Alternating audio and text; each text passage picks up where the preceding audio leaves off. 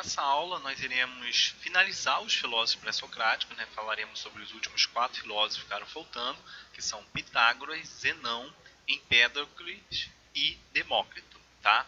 Depois dessa aula nós vamos partir, né, para a segunda fase da filosofia grega, que vai ser os sofistas, para depois então, ainda nessa segunda etapa, estarmos falando sobre os filósofos clássicos, né, que são Sócrates, Platão e Aristóteles. Bem, então vamos ver o pensamento desses filósofos. Né? Aqui só para vocês poderem não esquecer, né, que como já diria Sócrates, né, só sei que nada sei, saber nós não sabemos nada, né, mas é cada filosofia de vida que nós tem, né? Então, vamos aqui retomar esse mapinha que eu já trabalhei com vocês em outras aulas. Nós já vimos aqui, né, alguns filósofos, nós vamos ver hoje mais 4, tá? Aqui também tem nesse meio aqui o nome de alguns sofistas, tem alguns filósofos do período clássico, tá? Hoje nós vamos pegar aqui, né, mais 4 desses filósofos que estão aqui nesse mapinha, tá? Eu sempre coloco em toda a introdução das aulas esse mapa aqui, mas para vocês poderem se situar, tudo bem? Então, ó, iremos ver aqui o Pitágoras, que vai estar na ilha de Samos, tá? Veremos o Empédocles, o Zenão, né, que foi um filósofo da escola eleática, junto com Parmênides. Nós já estudamos o pensamento de Parmênides, vamos estudar aqui hoje o Zenão. E, qual ficou faltando? Demócrito, né, que vai ser aqui na ilha de Abdera, tá? Alguns outros que estão aqui, que nós não vimos ainda, vão ser vistos dentro dos sofistas, que é o caso de Górgias, por exemplo, ou nos filósofos clássicos, né, que são Sócrates, Platão, Aristóteles, tudo bem?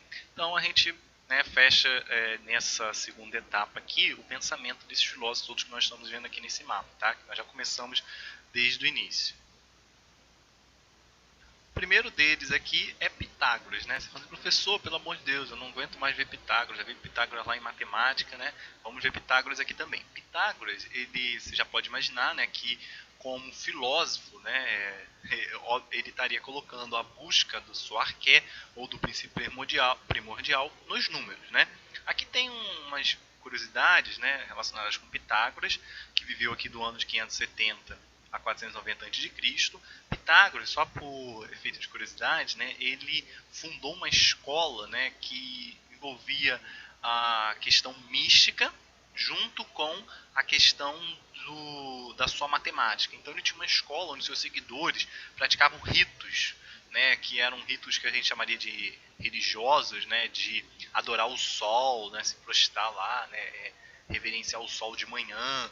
Tinha ritos de, por exemplo, de iniciação relacionado com os números. Então tinha um código que você falava 1 mais 2 mais 3 mais 4 é igual a 10. Né? Esse era um dos códigos que se tinha dentro da escola pitagórica. Mas essa Pitágoras ele teve influência não apenas na matemática, mas teve na filosofia. Teve algumas contribuições na astronomia, na construção civil. Tá? Tem até uma ponte, um túnel, na verdade, que foi feito, né, na ilha de Samos a partir das suas ideias, né, relacionadas com umas coisas que ele desenvolveu. Então Pitágoras aqui é uma figura, mistura um pouco de misticismo, mistura um pouco de a questão de filosofia, tá? Então conta-se, aqui tem uma curiosidade, né? Conta-se que Pitágoras sofreu perseguição política em sua terra natal, a ilha de Samos, situada na costa jônica, não distante de Mileto, sendo obrigado a exilar-se em Crotona, na Magna Grécia, sul da Península Itálica, onde fundou uma sociedade secreta de caráter místico-filosófico, foi aquilo que eu disse, né? Por seu projeto político, foi expulso também de Crotona, né? O cara era meio doido, né? Então, olha só, as principais contribuições da escola pitagórica podem ser encontradas nos campos da matemática, né, como o célebre teorema de Pitágoras, né, da música e da astronomia. Também esqueci de falar da música, né, e aqui eu acrescento uma parte aqui da construção também, tá? Você pode ver que o cara misturou matemática com filósofo, né, ele batia muito bem na cabeça. Mas vamos aqui dar uma síntese, né, eu vou dar para vocês aqui uma síntese dos pensamentos filosóficos, né, relacionados com Pitágoras. Por quê? Desses filósofos pré-socráticos, né, ele vai buscar, obviamente, a sua arqué dentro do número, então ele vai dizer que tudo é número. O que significa isso? Né? É que esse princípio primordial, a arqué, seria a estrutura numérica matemática da realidade. Ou seja, enquanto que outros filósofos pré-socráticos viam, por exemplo, no ar, na água, no aperon, que era o indeterminado, né, no fogo e em outros elementos da natureza, para Pitágoras, o elemento, né, primordial estaria em algo mais abstrato. Então ele trabalha com um número, né, porque aqui a gente percebe uma familiaridade dele com o de Parmênides, né, porque Parmênides também coloca um princípio primordial, né, do ser, né, em algo mais abstrato. Então Pitágoras faz isso também. Ele é considerado monista porque por ele colocar um número, né, ele está colocando um único elemento. Então todos os filósofos que colocam apenas um único elemento vão ser chamados monistas, tá? Tinha uma concepção dualista da realidade, pois afirmava que o mundo surgiu de um apeiron, um indeterminado. Então aqui também você pode perceber uma influência do Anaximandro, né, que falava lá do indeterminado, tá? Que por sua vez era determinado pelo limite das formas numéricas sobre o espaço. Aqui ele já tem uma contribuição, né, que o Anaximandro não fala, né? O Anaximandro fala do indeterminado, do apeiron e tal, só que aqui ele vai dizer que o que determinou, né, esse indeterminado foram os números. Então os números vêm para poder criar um limite para o indeterminado. Então percebe que ele dá uma contribuição aqui filosófica na ideia de Anaximandro. Então ele concebe a ideia de um cosmo harmônico regido por relações matemáticas. Né? Desenvolveu uma visão espiritual da existência, crendo que a alma é prisioneira do corpo e que dela se liberta com a morte. Isso aqui não é algo novo, né? Porque muitos filósofos eles acreditavam nisso. Então depois mais para frente a gente vai ver, por exemplo, Platão, né? Os filósofos clássicos, né, como Sócrates, Platão, eles acreditavam que a alma era prisioneira do corpo e eles acreditavam numa dualidade. Novamente, a palavra dualidade entre matéria, né, que seria o corpo, a parte física, e a alma, que seria uma substância abstrata, né, que a gente não consegue ver, tá? E com a morte você estaria libertando, né, essa sua alma, né, perfeita, né, pura, de um corpo corrompido. Então era necessário purificar a alma e elevar suas virtudes nessa vida. E para ele, como que você eleva a sua alma? Através da matemática. Olha aí, gente, que coisa linda. Vocês aí que não estão perdendo aí, né, a oportunidade de estudar bastante matemática, né? Gente, matemática é uma coisa linda, maravilhosa. Estudem bastante matemática para vocês poderem estar purificando a alma de vocês, elevando o espírito, contemplando essa coisa linda que é a matemática, tá? Vocês vão perceber, gente, que tem muitos filósofos que misturavam matemática, física, isso, né, coisa linda de se ver, né? Então, olha só, se atribui a Pitágoras o uso da palavra filosofia pela primeira vez. Olha aí, uma curiosidade também, tá? Porque antes de Pitágoras se falava muito da sabedoria, né, que é a sofia, mas não tinha ainda o termo filo junto com sabedoria, porque filo no grego significa amor. Pitágoras vai ser o primeiro que vai utilizar essa combinação de filo, né, com sofia, ou seja, de amor à sabedoria. Então ele vai ser o primeiro assim a utilizar essa expressão, tá? Outra curiosidade aqui. Então sobre Pitágoras é basicamente isso, tá? Agora tem um outro filósofo que vai ser chamado de Zenão aqui, né, que ele vai ser muito famoso pela construção de paradoxos, tá? Existem vários paradoxos, né? Paradoxo é um argumento que você desenvolve e que é difícil você refutar, tá? Mas ele tem geralmente um sofisma por trás dele. O que é um sofisma? Tem algo que é uma pseudo-verdade. Parece ser verdadeiro, mas na verdade não é. E é muito difícil você refutar se você não tiver uma ideia bem elaborada sobre aquilo, tá? Então o Zenão vai desenvolver vários paradoxos, são coisas assim que no senso comum você fica contraria muitas vezes o senso comum, mas que tem lógica, né? Tem uma lógica, mas que você muitas vezes é uma lógica sofística por trás disso. Mais pra frente a gente vai estudar o que é o sofisma, o que são ideias pseudo, né, intelectuais, mas aqui é só para vocês entenderem que Zenão ele vai ser ele vai ficar muito famoso por resolver esses problemas, né? São paradoxos, né, com um certo tom de verdade, mas que tem ali por trás uma falácia, né? Tem ali por trás algo enganoso. Então, junto com Parmênides e Xenófanes, Zenão de Eleia é considerado um dos principais filósofos da escola eleática, tá? Aqui para ensino médio a gente estuda basicamente Parmênides e Zenão, tá? Então ele vai pertencer à escola de eleática, então ele vai ter um pensamento próximo do Parmênides, no sentido de também ter uma coisa mais abstrata, tá? Então, foi discípulo de Parmênides e pretendia demonstrar com os seus argumentos que a própria noção de movimento era inviável e contraditória. Lembra lá que Parmênides ele não confiava nos sentidos? Parmênides ele dizia, né, que os sentidos são enganosos, né, que a gente não pode confiar nesses sentidos, né, no mundo empírico da matéria. A gente tem que confiar o quê? No que é racional. A gente tem que confiar na racionalidade, naquilo que não está sujeito à mudança. Lembra que Parmênides ele era muito oposto às ideias de Heráclito, que Heráclito baseava a sua noção no que é transitório, no que muda, né? E Parmênides não. Parmênides fala assim, não, a gente só pode, né, ele só pode confiar naquilo que é imutável, naquilo que é uno, né? E por Zenão pertencer a essa mesma escola de pensamento, ele vai também dizer que o movimento é algo ilusório. E aí ele vai fazer vários paradoxos, né, que tentam contrariar o senso comum, tenta contrariar aquilo que seria o movimento. Tá? Não tem como eu trabalhar com os paradoxos aqui, né, porque gastaria muito tempo de aula. Mas eu deixo para vocês aí como atividade de casa, vocês pesquisarem esses paradoxos e tentar entender. Tá? É uma atividade que eu deixo para vocês aqui na aula, é vocês pesquisarem esses paradoxos propostos por Zenão. Um deles eu já deixo aqui para vocês poderem pesquisar, que é o do Aquiles e a tartaruga. Ele propôs um problema onde uma tartaruga correria mais rápido do que Aquiles, e que o Aquiles nunca conseguiria alcançar a tartaruga. Que vocês não sabem, né? Aquiles é aquele herói, né, da Grécia Antiga, conhecido, né, como um soldado. Isso, né, certo? Histórias sobre Aquiles, e ele vai propor um paradoxo para poder mostrar que mesmo o homem mais veloz, né, o padrão perfeito de um homem, poderia não alcançar uma tartaruga numa corrida. Né? Então você fala assim, professor, mas como isso? Pesquise, tá? Deixar como atividade de casa aí para poder aguçar a curiosidade de vocês. Tá? Então, só que aí, por trás desse paradoxo, existe um raciocínio que parece correto e bem fundamentado, mas cujo resultado ele entra em contradição com a experiência do mundo real. Tá? Perceba que para Zenão não importa a relação do mundo real. Você não pode confiar nos seus sentidos. Então, isso é um problema de muita gente que às vezes cai numa abstração. Né? Gente que gosta de matemática, gente que gosta de filosofia, às vezes abstrai tanto uma ideia que esquece da realidade. Né? E você muitas vezes constrói pensamentos que às vezes não condizem com o senso comum, né? Que às vezes cai numa abstração filosófica muito grande. Tá? Mas, basicamente, sobre Zenão é isso. Tá? Vamos aqui agora ver o pensamento de Empédocles. Né?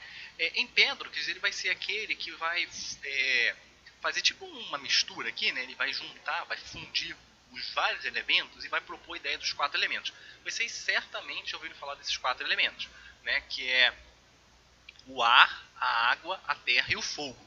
Quem, na verdade, propôs, né, uma ideia pluralista, né, sobre os elementos vai ser Empédocles, porque você tinha lá um filósofo dizia que era a água, outro dizia que era a terra, o ar, o fogo. Empédocles vai chegar e falar o seguinte, é todos os elementos juntos que combinados formam, né, a arqué. Então a arqué não é apenas um único elemento, mas é a combinação de vários elementos. Tudo bem? E uma curiosidade aqui sobre Empédocles é que ele, além de filósofo, ele foi médico, professor, místico e poeta. Tá? Então o cara tinha várias funções, né? Fazia um bico aqui em várias coisas. Então, ele nasceu em Aeragas, né, na Magna Grécia, né, hoje Agrigento, né, na Itália. Além de defensor da democracia, foi um teórico da evolução dos seres vivos e é considerado o primeiro sanitarista da história. Aqui também, né, Charles Darwin, né, quando futuramente vai desenvolver a teoria da evolução das espécies, vai pegar um pouco aqui da ideia de Empédocles, tá? Vocês verem que, na verdade, algumas ideias, né, que vocês veem muitas vezes lá na frente, vocês estudam biologia, vocês estudam ciência, muitas vezes vem de pensadores aqui atrás. Uma própria coisa que a gente estuda lá em física, né, eu vou mostrar aqui para vocês na aula de hoje, com outro filósofo pré-socrático, que é um conceito de átomo, nós vamos ver aqui que, na verdade, surgiu com esses filósofos pré-socráticos. Tá? Claro, foi desenvolvido, aperfeiçoado por outros cientistas bem mais na frente. Tá? Mas muitas ideias são muitas vezes retomadas, né, por pensadores, né, séculos depois. Tá? O que Empédocles vai dizer? Ele vai defender a ideia da existência de 4 elementos primordiais, como já falei, que constituem as raízes de todas as coisas.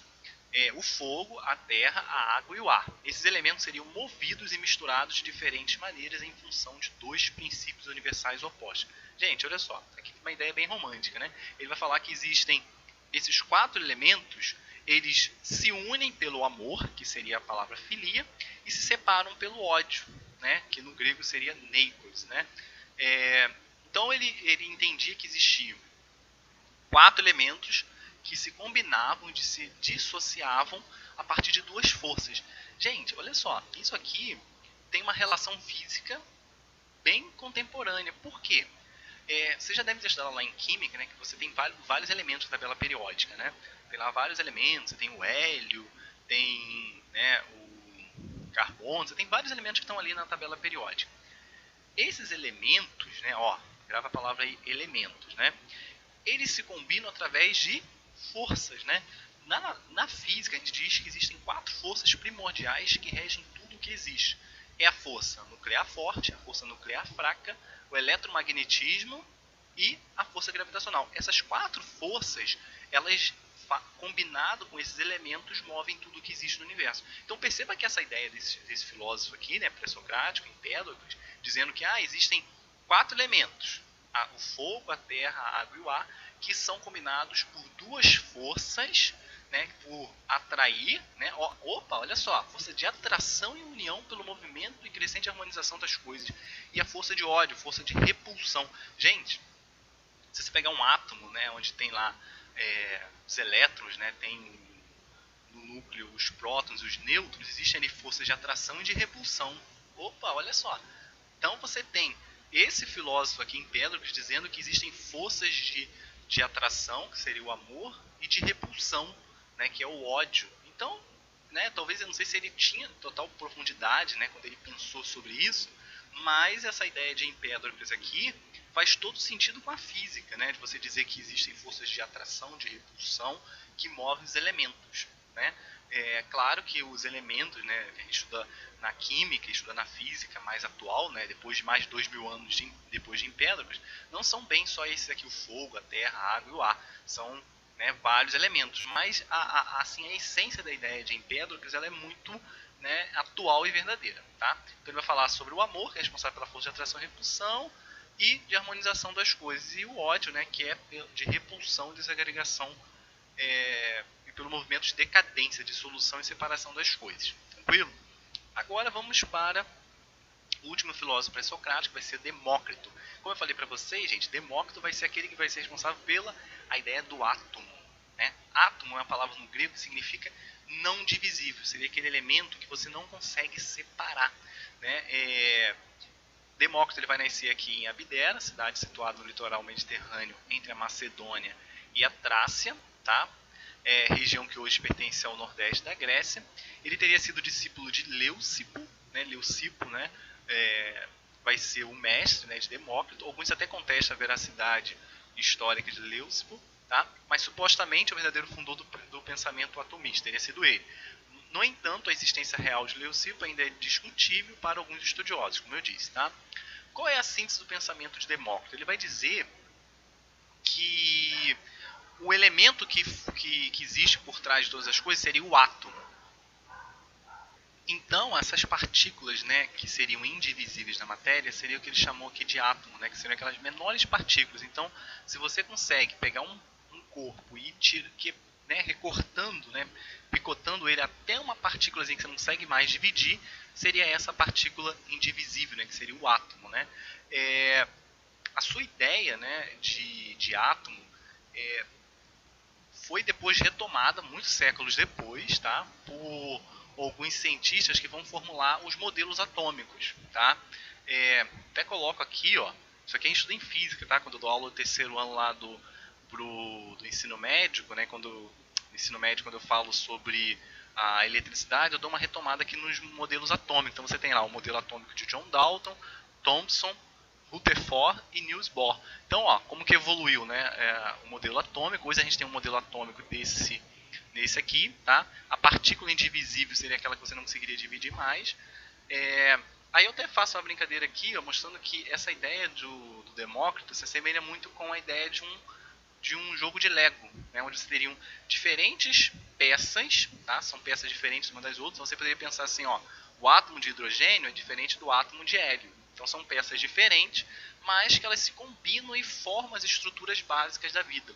Então todos os seres vivos, né, todos os seres vivos e não vivos, animados e inanimados, eles possuem essas combinações de peças aqui, tá? Que seriam como se fossem diferentes átomos, né, diferentes tamanhos, diferentes formas, eles se combinam para formar a estrutura que forma o universo, tá? E aqui para fechar, né, só para falar que essa ideia dele tem uma questão de dualismo, tá? Pelo fato de afirmar que toda a realidade é composta de átomos e de vazio. Então aqui eu fecho também falando sobre a questão do vazio, porque para Demócrito o vazio tem uma importância muito grande. Ele, o arqué, o ser, estaria no átomo, e o não ser, né, seria o vazio, né? Então o arqué estaria apenas no ser. Então ser ou não ser, né? Essa famosa frase colocada por Shakespeare, né? Ela já tem uma ideia aqui atrás, tá? Que é a ideia seguinte: somente o ser, né, é aquele que é enquanto matéria. O não ser seria o nada, né? Seria o vazio. Ele estaria aqui como uma realidade antagônica oposta ao ser, beleza? Então aqui a gente fecha essa aula, tá? Ficou até um pouco longa, né? Mas deu pra gente fechar. O meu objetivo era com essa aula também, acho que foi um pouco longo também, eu queria fechar todos os filósofos pré-socráticos numa única aula. Depois a gente já entra numa outra matéria, beleza? Então um grande abraço e até a próxima.